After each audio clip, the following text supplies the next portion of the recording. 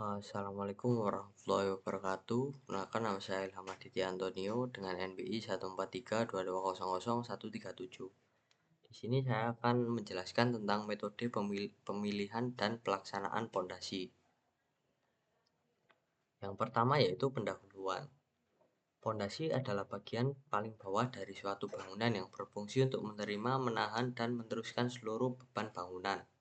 Di antaranya beban mati, beban hidup, dan beban lainnya ke tanah dasar secara aman dan merata. Fondasi harus direncanakan sedemikian rupa agar bangunan dapat berdiri stabil dan tidak mengalami penurunan berlebihan, serta terhindar dari keruntuhan akibat daya dukung tanah yang tidak mencukupi. Untuk klasifikasi dari pondasi, yang pertama yaitu ada pondasi dangkal. Pondasi dangkal adalah pondasi yang meneruskan beban bangunan ke tanah pada kedalaman relatif kecil, biasanya kurang dari 3 meter dari permukaan tanah. Pondasi ini digunakan apabila tanah keras atau tanah dengan daya dukung cukup berada dekat permukaan. Untuk jenis dari pondasi dangkal yang pertama yaitu ada pondasi telapak, pondasi jalur, dan pondasi setempat dan pondasi rakit. Untuk contohnya yaitu rumah tinggal, bangunan 1 hingga 2 lantai, dan ruko atau gedung ringan.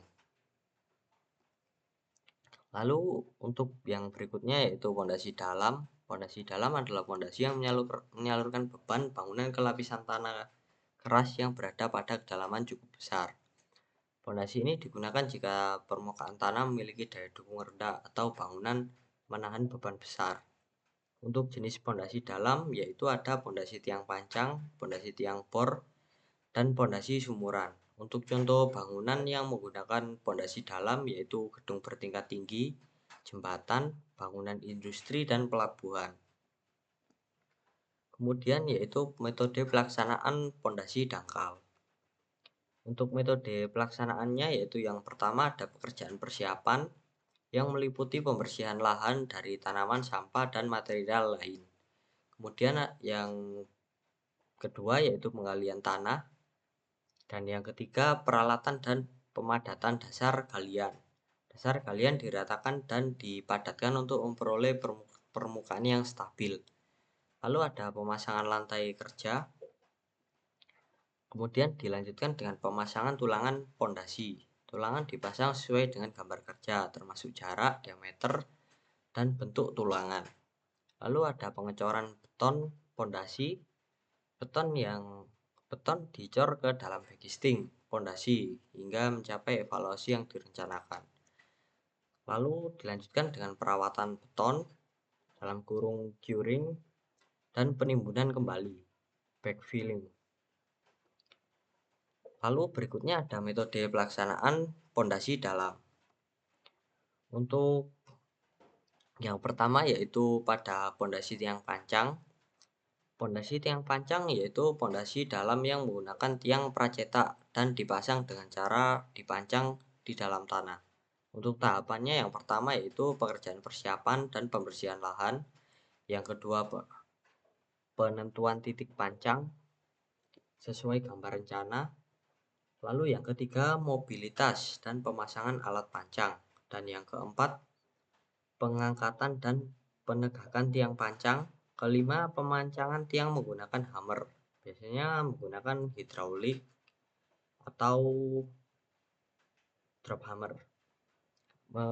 Yang keenam, menyambungkan tiang bila kedalaman belum tercapai. Lalu yang ketujuh, pemancangan hingga kedalaman atau daya dukung rencana tercapai. Lalu yang kedelapan, pengujian daya dukung tiang, biasanya menggunakan PDA test atau loading test.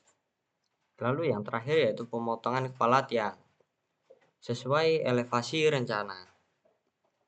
Dan yang kedua metode pelaksanaan pondasi pada tiang bor. Pondasi tiang bor dibuat dengan cara mengebor tanah, kemudian lubang bor diisi tulangan dan beton cor di tempat. Tahapannya yaitu sebagai berikut. Yang pertama pekerjaan persiapan dan penentuan titik bor. Lalu yang kedua pengeboran tanah hingga kedalaman rencana. Yang ketiga pemasangan casing. untuk mencegah longsor. Dan yang keempat, pembersihan bor dari lumpur dan material lepas. Yang kelima, pemasangan rangka tulangan. Dan yang keenam, pengecoran beton menggunakan pipa tremi. Dan yang ketujuh, penarikan casing secara bertahap. Dan yang terakhir yaitu perawatan dan pengujian mutu beton.